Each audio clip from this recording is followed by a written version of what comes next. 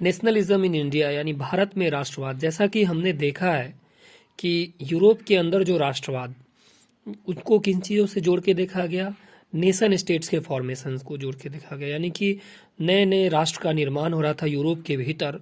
इन चीज़ों से वहाँ के राष्ट्रवाद को देखा गया।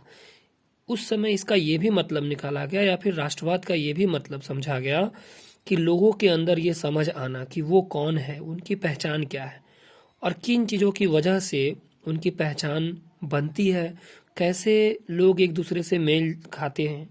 नए इन चीज़ों को प्रसारित करने के लिए, इनको प्रमोट करने के लिए नए सिंबल्स, नए चिन्हों का प्रयोग किया गया, नए प्रतीकों का प्रयोग किया गया, नए गाने, नए विचारधारा, जिनकी वजह से उनकी सीमाएं या उनके समुदाय की पहचान देखी गई। ज़्यादातर देशों में ये जो नेशनल आइडेंटिटी का बनना यानी राष्ट्रीय पहचान का बनना एक बहुत ही लंबी प्रक्रिया थी। इस तरह की जागरूकता भारत में कैसे आई, अगर हम यूरोप से तुलना करके देखें या यूरोप के समकालीन भारत में उस समय या वियतनाम में क्या चल रहा था।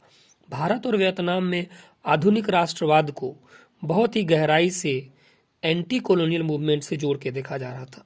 यानी लोगों का जो रुझान था वो कॉलोनी के खिलाफ, कॉलोनियल गवर्नमेंट के खिलाफ यानी ब्रिटिश गवर्नमेंट के खिलाफ था।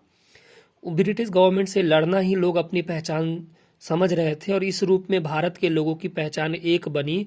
ब्रिटिशर से लड़ते हुए लोगों ने अपने पहचान को, अपनी एकता को समझना शुरू कर दिया और कोलोनियलिज्म से लड़ते लड़ते सेंस ऑफ बीइंग ऑप्रेस्ड यानी कि सबका दुश्मन एक, जिसको हम ब्रिटिश कह सकते हैं, उनसे लड़ना। इस तरह से अलग अलग समुदाय, अलग अलग पहचान के लोग एक अम्ब्रेला के अंडर यानी एक छाते के अंदर आकर के ब्रिटिशर से लड़ रहे थे।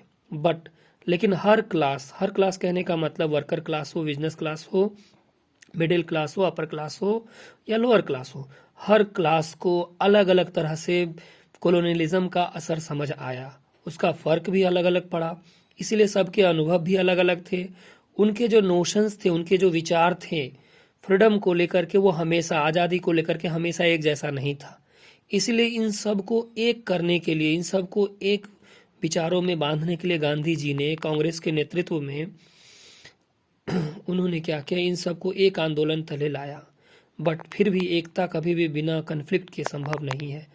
इसलिए हमने पुराने किताबों में, हमने पिछले किताबों में पढ़ा है नेशनलिज्म के ग्रोथ के बारे में कि कैसे नेशनलिज्म आया 20वीं शताब्दी तक।